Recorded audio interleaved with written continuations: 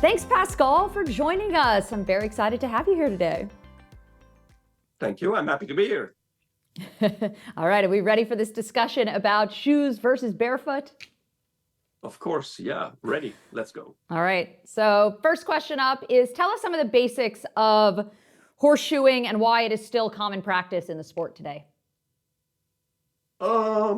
On a daily basis, what you're trying to achieve with shoeing is that you have a sound horse, of course, that's fit to compete. We're trying to do that by trimming the feet like every 4 or 5 weeks, and then put shoes on the horse. So the basics of shoeing then is that you're aiming for a good balance between the static and dynamic balance. So the static balance is the horse standing in the box for let's say 10-12 hours, and then dynamic is when he's riding and on the lunge and in the walker. So okay. The moving part, and you trim to get the balance right. That's mainly the idea. All right. And why is it common sense these days to shoe your horse? Because you want to protect the feet for excessive wear. So there's mainly 3 reasons why we shoe these days.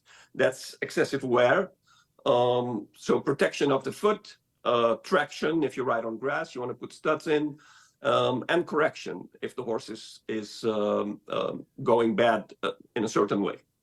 Like the idea of an orthotic, right? Like you would in a person. Right. Yeah, exactly. All right. So why do you think that someone would choose to pull the shoes off? Because somewhere on the road, he thinks that he's better off without shoes. So what you actually do with shoes, the downside of shoes is that you make the foot longer. So normally you try to trim every 4 weeks because you want the coffin bone as close to the ground as possible. Because the further the coffin bone is from the ground, the more reaction forces are getting on the tendons and the ligaments and the joints. So by adding a shoe, you actually add 4 weeks to the foot, because the shoe is 8 millimeters, and that's about what it grows every 4 weeks. So that's the reason to pull the shoes. And then with the shoes, people are adding pads because they have to jump every week. So then we put pads. So then again, you add like 4 or 5 millimeters. So then you have 8 millimeters plus the pad. Then you're already on 12 millimeters. So you add length to the foot. So if you take everything away, your coffin bone is closer to the ground. So there's less stress on the foot. Interesting. So what do you think some of the major risks are with pulling the shoes, and are those risks worth it? Well, the major risk is that the horse doesn't like it, and then you put shoes back on. So what I found, I've pulled quite some shoes the last year and a half, maybe 2 years now, and what I see is that from every 10 horses that you pull the shoes off, that 2 are really happy and 8 go back on shoes, but not for the reason that they cannot go without. Yeah, they can't go without shoes for all different kind of reasons. So if you have like a staff that's really super handy and has time to put on the boots to get out of the stable, then it's a lot of maintenance to keep them without shoes. You have to protect them when they go to the walker or in the walker. When you go hacking, you need the scoot boots or other boots to put on. You have to get the boots that fit the horse. Sometimes they add a layer of glue to the foot for the excessive wear. So it's not an easy thing. People think, oh, we pull off the shoes and here we go, but that's not the point. Yeah, interesting.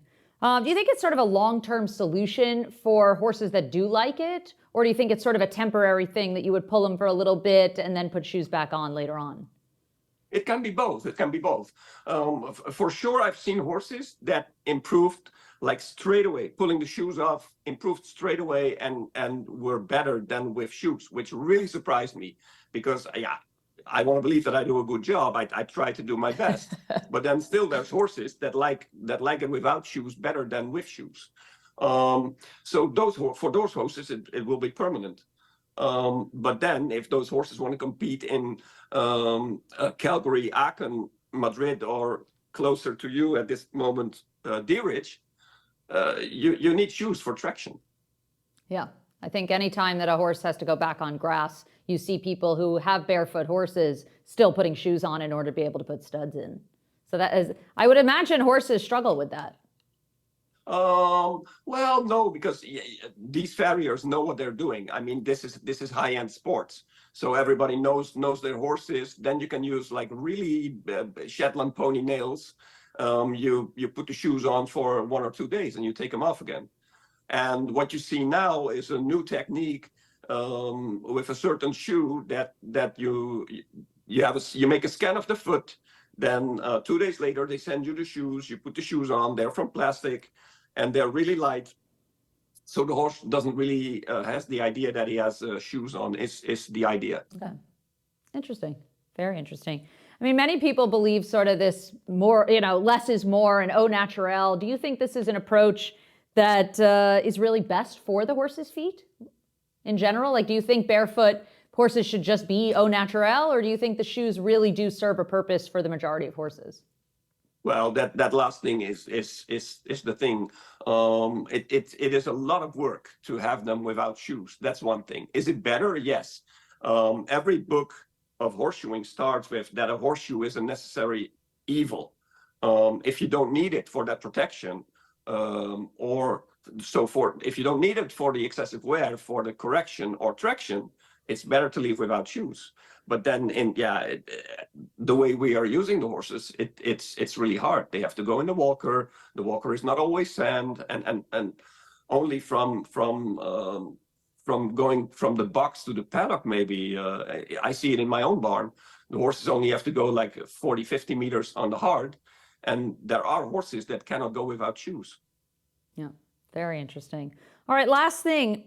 Is this something because of all the maintenance on it, is this really something to keep the horses barefoot for your average horse person that they should consider it? Or, what does, should cost be a factor? Should, the maintenance on it be a factor? Or you think the average horse person could manage it if they had the time and the know-how? Yeah, if they have the time and the know-how, it's for sure possible. But it all goes with the quality of your horse, with the quality of the feet of your horse. So there's horses that can lose a shoe in let's say Wellington and run all the way to Miami and nothing happens. and you have horses that go lame when they lose a shoe. So if you have the horse with the great quality feet, then for sure you can go without shoes. So it's two things. It's about the quality of the feet and how determined the owner is to go without shoes. So do you want to put the boots on 3 or 4 times a day? Is there time enough? And is my horse better off with shoes? So yeah, in the end,